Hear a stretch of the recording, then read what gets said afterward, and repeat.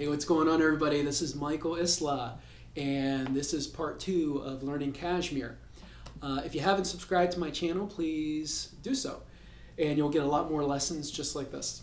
So we're going to start right off. We ended up with, in the first part 1, we did A, the interlude, and then A1, and then now we're going to do the long interlude that introduces us to the B and the C section, and it leads us back into the A section. So the long interlude is just the regular interlude that goes through twice. So this.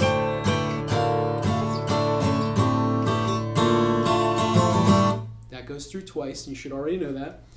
And then we go back after that. This is still part of the interlude, the second chord of the groove, the third chord of the groove,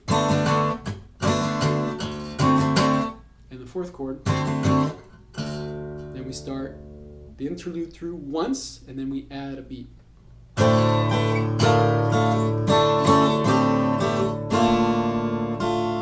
And it's so you can play it in octaves, 2 and 3 on the 4th string and 1st string. Slide down to the 2nd string, open string on 4th string and 1st string. Then open strings on the 5th and 2nd. Hammer on the 2nd fret of the 5th and the 2nd string. Open string 4th and 1st. And then 5 and 2 again.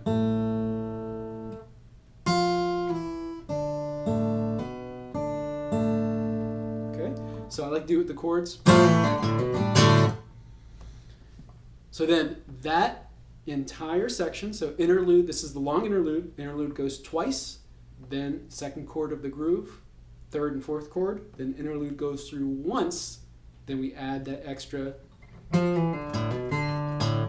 little beat there, and that introduces us to section B. So section B, we're going to have 2, 3, and 4 on the 2nd fret of the 4th, 3rd, and 1st string.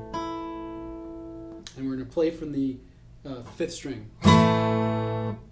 So that little section, B section, goes like this.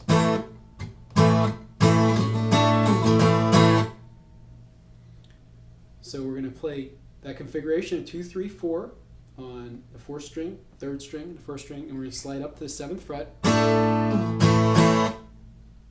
And that's essentially it for the B section.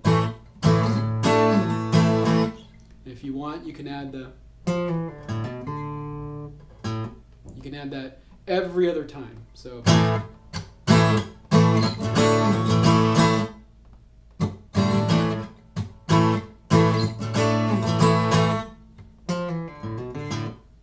that every other time. So after that section, we now go back yet again to another musical interlude, and it's just like the beginning. So we're going to play through it twice.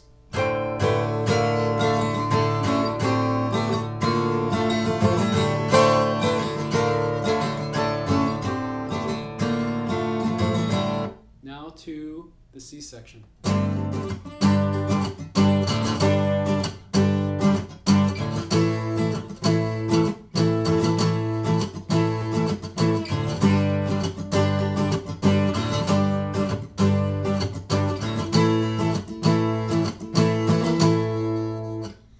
So I like to add a little bit more of a groove on this little G minor section, the C section.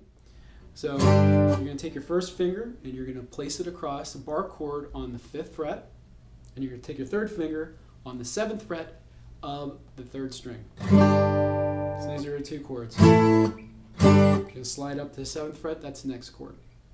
So what I like to do is when I get to the 2nd chord, take my 2nd finger and put it on the 8th fret of the 4th string to get that little dissonant note, a little more Arabic kind of sound.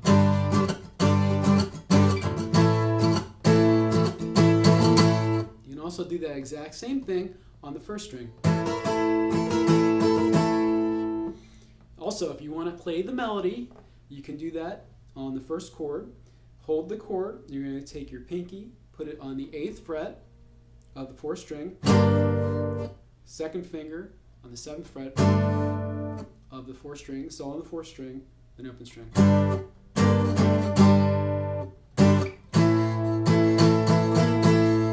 That's essentially the C section.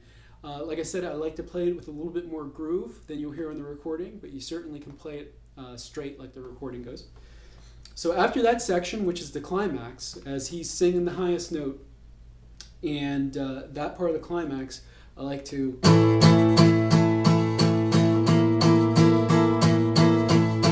that, and then back into your main groove.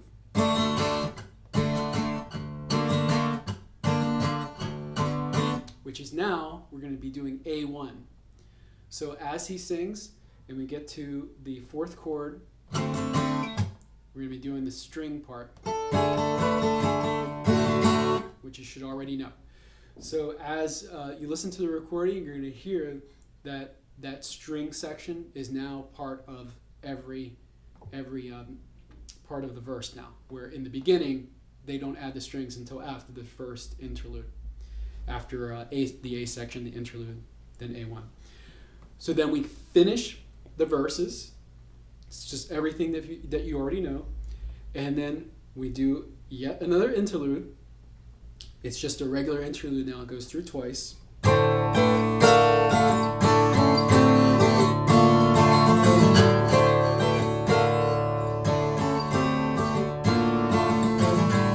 Back to our C section.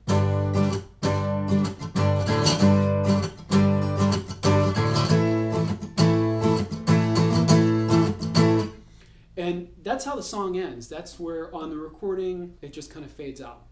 Personally, what I like to do, especially when you're playing it live, is to go and finish on the A section. And that's how we finish the song. So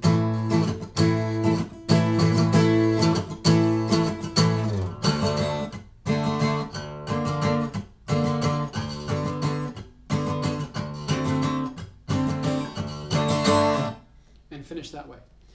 So a couple little things to be careful with. Number one, I would play with the music and get your, we could do a whole nother tutorial just on the rhythm. Know these sections. It's very difficult how the sections are laid out. And also, if you want to add a little bit more, if you're doing this on acoustic guitar, it's kind of cool to also do the snare hits that you'll hear. So the snare hits happen here.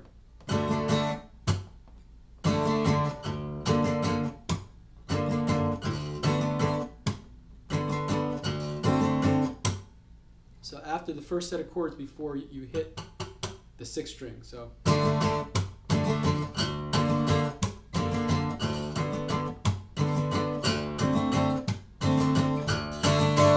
always felt that kind of gets me into the groove of the song a little bit more. So that certainly will help you out. And also, like I said, take your time on all the little intricacies that happen. Master each section before you move to the next section. And when you're doing the big leaps, try to keep your fingers as close to the fretboard as possible. So if you're doing these big leaps for the interludes, make sure you're not throwing your hand way off. Try to almost see if you can glide across the strings without, really touching them. Just almost just right on top of them. All right, so I hope you enjoyed this tutorial on Kashmir. It's one of my favorite songs to play, and hopefully we'll be putting up a video performance of it soon with my band Resonance. And let me know, send me a note, ask me any questions. If you have any ideas for lessons that you want to see up, let me know. I'll be doing them on classical, acoustic, electric, all of it. So thanks a lot for watching. I hope you'll be playing Kashmir soon. Take care.